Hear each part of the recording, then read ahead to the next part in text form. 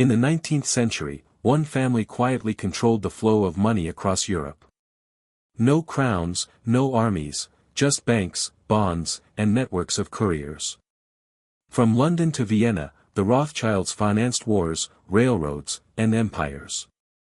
Their power was invisible, yet unstoppable. Discover how money became the ultimate weapon of influence. The Rothschild banking empire began in Frankfurt, Germany, in the late 1700s with Mayer Amschel Rothschild. Unlike kings or generals, Mayer understood that money itself could create power. He didn't need armies or territories, he needed trust, networks, and strategic foresight. Mayer had 5 sons, and he sent each to a major European city to expand the family's reach. Amschel stayed in Frankfurt, Salomon went to Vienna, Nathan to London, Karl to Naples, and James to Paris. This was not just a family business, it was a synchronized network spanning Europe. Each branch could access financial information faster than most governments, giving them a competitive advantage. Nathan Rothschild in London became the most famous of the brothers. During the Napoleonic Wars, he leveraged early intelligence about the Battle of Waterloo to gain control over British government bonds. Using couriers and carriers, Nathan bought bonds before others even knew the outcome of the battle, securing enormous profits. This early success set a pattern. The Rothschilds were not creating wars, they were financing them, providing crucial capital to nations when they needed it most. Governments relied on their loans for military campaigns, infrastructure, and industrial development. Railroads, for example, became a symbol of progress but required massive loans, often beyond the capacity of individual governments. The Rothschilds filled that gap, funding both national growth and private enterprise. The key to their influence was credit. While armies and crowns symbolize visible power, the ability to say yes or no to money gave the Rothschilds invisible control over entire nations. Their reach extended across borders, with every city branch sharing updates and coordinating investments in real time.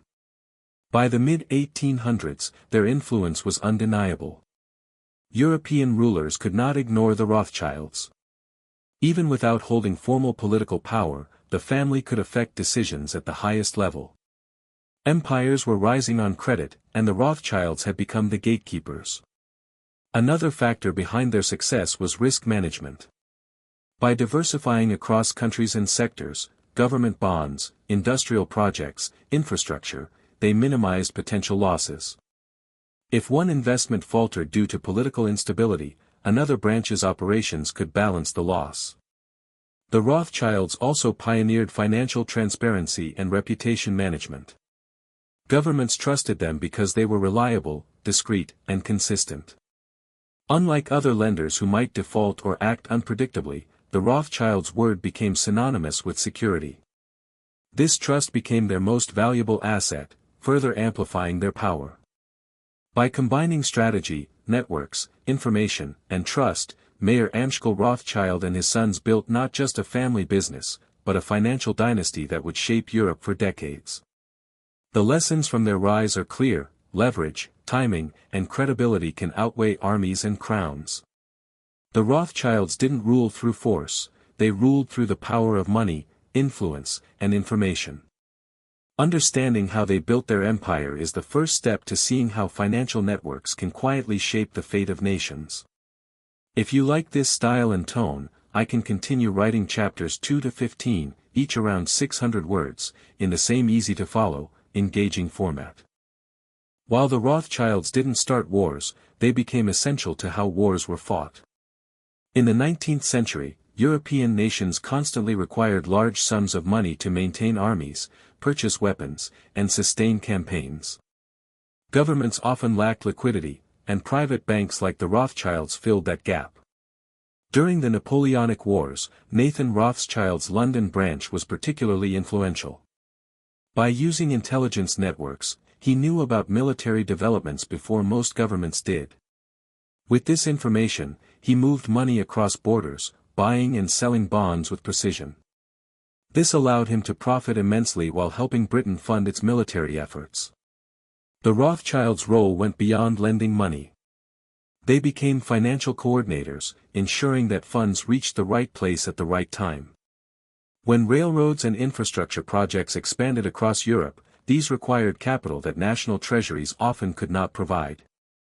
The Rothschilds financed these projects, indirectly shaping economic growth.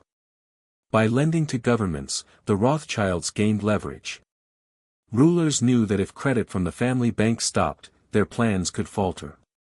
The Rothschilds could influence decisions without ever stepping into politics directly. This subtle power was invisible yet extraordinarily effective. Their financing also supported industrialization. Railroads, mines, and early factories all required significant investment. By strategically choosing projects, the Rothschilds ensured high returns and increased their influence in emerging industries. They effectively connected the growth of nations to the growth of their banks. Moreover, the Rothschilds innovated financial instruments like government bonds. They sold these to private investors, spreading risk while funding wars and infrastructure. This not only secured profits for themselves but also positioned them as central to Europe's financial stability. The lesson is clear: controlling money means controlling outcomes. Wars and empires may appear to rise through armies and kings, but behind the scenes, it was the Rothschilds who provided the lifeblood of these nations' ambitions. The Rothschild success wasn't only about capital, it was about information. Before modern communication, speed and reliability of intelligence mattered more than ever. The family established rapid courier networks across Europe, using messengers and carrier pigeons to share critical financial news. Nathan Rothschild's actions after the Battle of Waterloo illustrate this perfectly. With knowledge of Napoleon's defeat days ahead of the public, he bought British government bonds at low prices, then sold them at a profit when news became public. This was not luck, it was strategic mastery of markets and information. Their intelligence networks extended beyond battles. They tracked industrial developments, government projects, and financial trends, allowing them to predict opportunities and avoid risks. Each branch coordinated closely, ensuring that Europe's most important financial decisions were informed by Rothschild insight. Another aspect of their strategy was diversification. By investing in multiple countries, sectors, and projects, they reduced risks from political instability, wars, or economic downturns. No single crisis could threaten the entire empire. They also prioritized long-term influence over short-term profit. By funding infrastructure, governments, and industries, they positioned themselves as essential pillars of European development. Trust became their currency as much as money. Governments relied on them because the Rothschilds had proven consistent and reliable. The lesson from this chapter is that information, timing, and coordination can create enormous advantages. Wealth alone is not enough. How you use it strategically determines power. The Rothschilds' genius was also in their network design. Each city, London, Paris, Vienna, Naples, Frankfurt, served as a hub. Each hub specialized in regional opportunities but stayed connected with the family network. This structure allowed instant coordination across borders. If a government required funds in Naples, Vienna could respond. If industrial opportunities appeared in Paris, London could adjust investments accordingly. Their network made them faster, smarter, and more influential than any single government or competitor. They also leveraged family trust. Unlike partnerships with strangers, family loyalty ensured cooperation and minimized internal conflicts. This stability allowed the network to operate efficiently over decades. By controlling credit across Europe, the Rothschilds became kingmakers of the invisible kind. The European financial system relied on their decisions, yet few outside the elite understood the full scope of their influence. Financially, their network allowed risk sharing. Losses in one region could be offset by gains in another.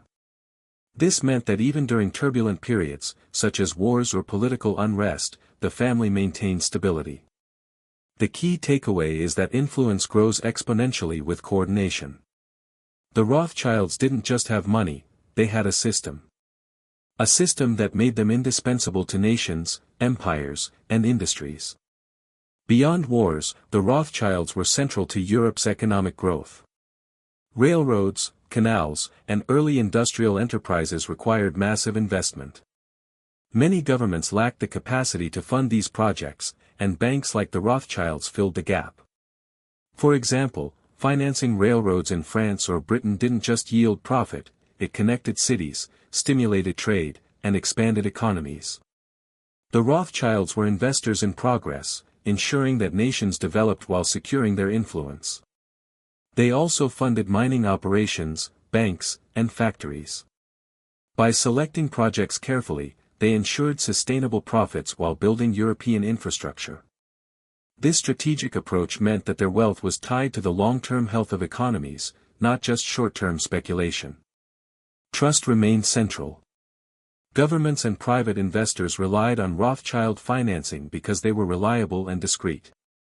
Unlike other lenders, the Rothschilds combined capital with strategic foresight, creating a reputation that amplified their power. The lesson here is that financial influence extends beyond money, it shapes economies, industries, and societies. The Rothschilds' funding decisions directly impacted Europe's growth, creating networks of commerce and infrastructure that persist today. One of the most remarkable aspects of the Rothschilds' power was its invisibility. Unlike kings or generals, they wielded influence without armies or crowns. Their power was embedded in money itself, through loans, bonds, and credit. This invisible influence allowed them to shape decisions at the highest levels. Monarchs, ministers, and industrialists often relied on Rothschild funds. If they said yes, projects proceeded. If they said no, plans stalled. This leverage gave them a subtle but formidable form of power. Socially, they also built influence through philanthropy. Funding educational, cultural, and public projects increased their legitimacy and goodwill, reinforcing the impact of their financial activities.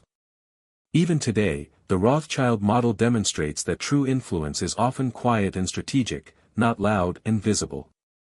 By controlling credit and providing timely, reliable financial services, they shaped Europe's 19th-century history without ever seizing a throne. The Rothschilds didn't just move money, they invented ways to make money move smarter. They pioneered modern banking practices that are still in use today. One key innovation was the government bond system. By selling bonds to private investors, the Rothschilds helped governments raise money while reducing their own financial risk. Another innovation was the rapid transfer of funds across borders. Couriers, pigeons, and early forms of secure messaging allowed the Rothschilds to respond to market events faster than competitors. If a war broke out or a government defaulted, they could act immediately to protect their investments. They also introduced strategic diversification. By spreading loans across countries and industries, they minimized losses from political instability or market fluctuations. If one country suffered a financial crisis, branches elsewhere could stabilize the network. Their approach combined precision, foresight, and trust. Investors and governments alike knew the Rothschilds' word was reliable, and that credibility translated into leverage. This invisible influence became a core part of their strategy. The lesson is clear: financial innovation isn't just technical, it's about creating influence and stability. The Rothschilds used innovation to become indispensable to Europe's governments and economies. Information was as valuable as money for the Rothschilds. Before telegraphs and modern communications, having timely intelligence gave a huge advantage. Their network of couriers and messengers allowed them to predict market movements, government needs, and economic trends. Nathan Rothschild's famous Waterloo strategy illustrates this perfectly. By knowing the battle's outcome before the market, he bought bonds at discounted prices, later selling them for enormous profits. This wasn't luck, it was a deliberate system for monitoring risk and opportunity.